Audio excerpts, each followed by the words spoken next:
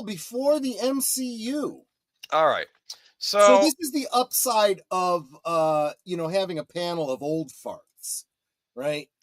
Because I said we're starting out in 1966. It's not really true.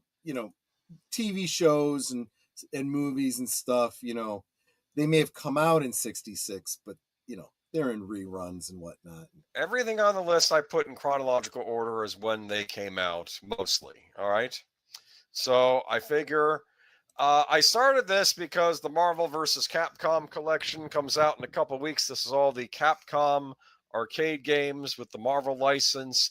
And it got me thinking, wow, there was a time when Marvel was a big thing before Disney, or before there was even an interconnective universe. It was still a big thing. And I'm thinking we've forgotten about the time before Disney, I think, right? Before the MCU. I could be wrong, but well, I haven't.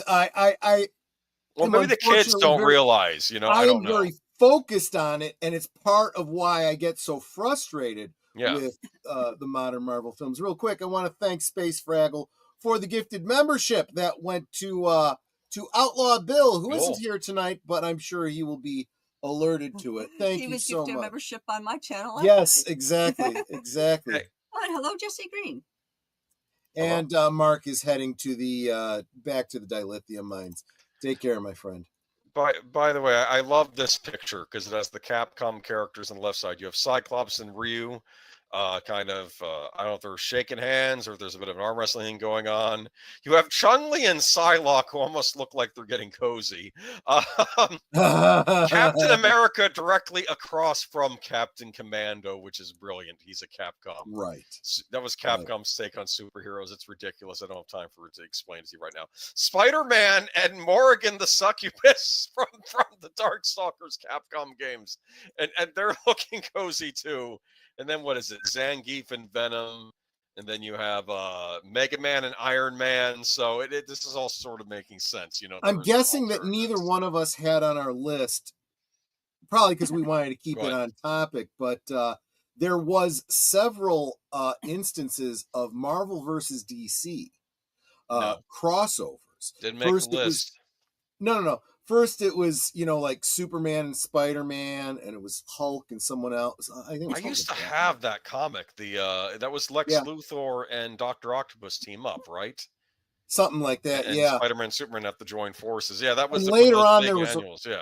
Later on, there was a really good one. It was like a whole series, and they created these two villains that were like cross-dimensional brothers or something that were having a fight, and they chose their heroes, and I think it was just the heroes from DC and Marvel, and made them fight, and they paired them up pretty well, and it was very, very interesting. And it was another one of those gimmicks where you could phone in or whatever to vote on who won, and I don't remember who all won, but what was really interesting was the fight between Thor and Captain Marvel. By Captain Marvel, I mean Billy Batson.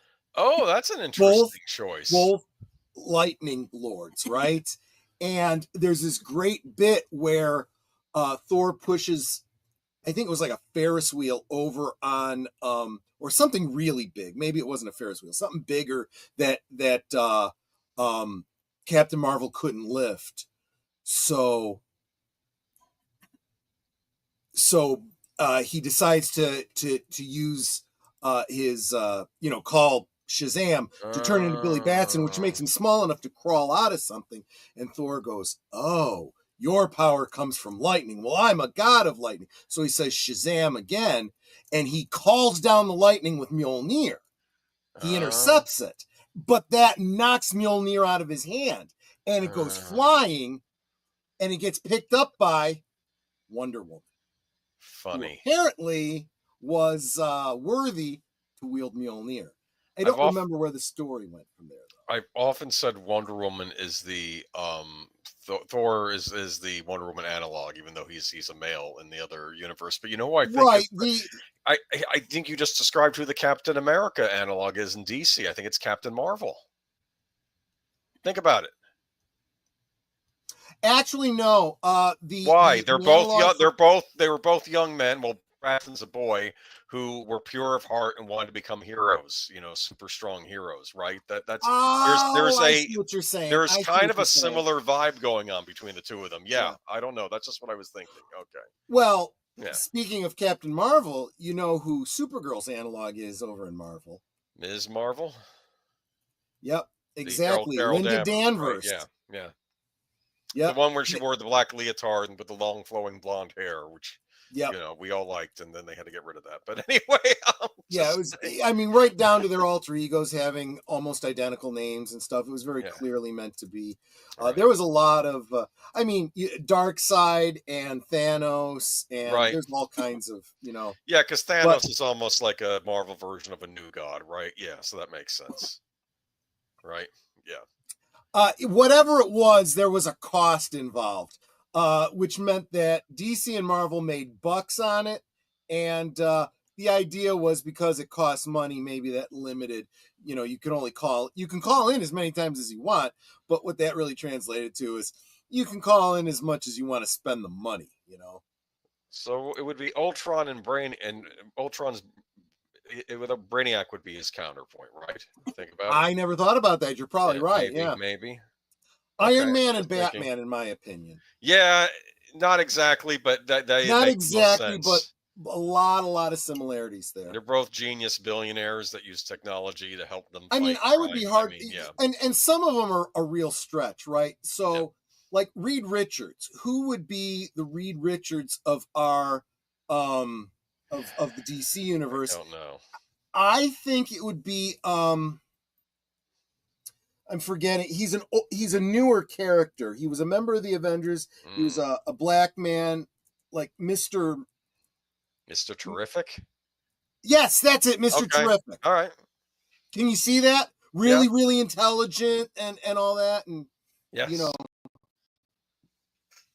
I could see it. Actually, you know what? I take back what I said. The Iron Man analog would be John Henry Irons, right? I forgot who I had down for Steel in the Marvel. I don't know. No, because I'm thinking War Machine. Oh, yeah. Because they're both kind of taking off of Superman, but then Iron Man. You know what? I don't know. Maybe you're right. It's not. I get that. Steel to Superman as War Machine to Iron Man. Yeah, I get but that. Then it's I don't know. The problem is these aren't exact, obviously. I mean, Dr. Fate and Doctor Strange, that's pretty close. Or the Atom versus Proctor brings Ant-Man, up a great point. Yeah. Captain America is more fitting Marvel analog for DC's Superman as a character. Yes, in character, I agree with you. But if you also take into account, like power set, I almost feel like Captain America almost comes off somewhere between Superman and Batman, right? Because he's not super powered. He has super strength. I mean, he has good super strength, but he's not Superman powerful. He's not. Which I in some ways I credit to Marvel. They were more balanced, I think, in a lot of their heroes than DC was. DC's all over the place, I think. But anyway, though, should we get into our first topic, or you want to finish up the comments first? Let me see. I've been trying to follow the comics. So you haven't started talking about comics. Well, yeah. Everyone streams at the same. Real quick, when I say hi to Disney Sheepherder channel member, everyone streams at the same time. Playing Junior Lurker over here. I'll some like buttons and run. No worries. We appreciate it, Disney regardless. Sheepherder. Look, the thing is, if you're not here live, if we're not doing a watch party or something, you could always come back and catch up later. Leave a comment below to let us know you were here. That's perfectly fine. I get it. Nearly every Marvel and DC character, the personality analog is always different from the power analog. Yeah, that's pretty much true. And the other thing too is when you start getting into the Teen Titans, they kind of try to analogize them with the X-Men, and that's not perfect. No. But in that DC versus Marvel, there was this really great one where Jubilee and I want to say it was Jubilee and Kitty Pryde.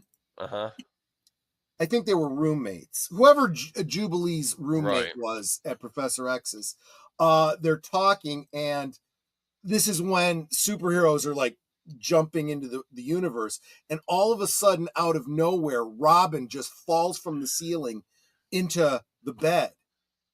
And I think like I said, I thought it was Kitty Pryde, who turns and looks at him and looks at Jubilee and says, "Jube, did you order a boy?"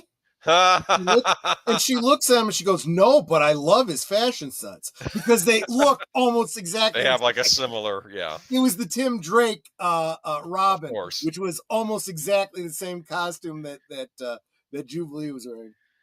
What do you think of the Outsiders as the X-Men analog? That's actually probably a better one. Yeah. But I think at the time this comic came out, they weren't really doing anything with the Outsiders at the time. See, if they had a Young Avengers, that might make more sense with the Teen Titans. I don't know. Yeah. You know what? Look, it's fun. It's fun to do this analogy. But they are very different universes. It's a brain scrambler, yes. The movie people don't even understand the differences between the two universes. They just don't get it. Yeah. It's a big joke, and especially when we watch the trailer for Deadpool 2 when Cable's making his comment about you're just a clown, and he says, "Wow, that's so dark. Are you sure you're not from the DC universe?" Because they're making fun of the Snyderverse right there, and it's exactly like DC's not supposed to be dark like that, but Marvel was supposed to be a bit grittier, I thought, but that because of what they did. Speaking of clowns, DC, the Joker and Green Goblin. I saw Joker in arcade, but maybe you're right. Maybe Green Goblin's better analog. Yeah. All right.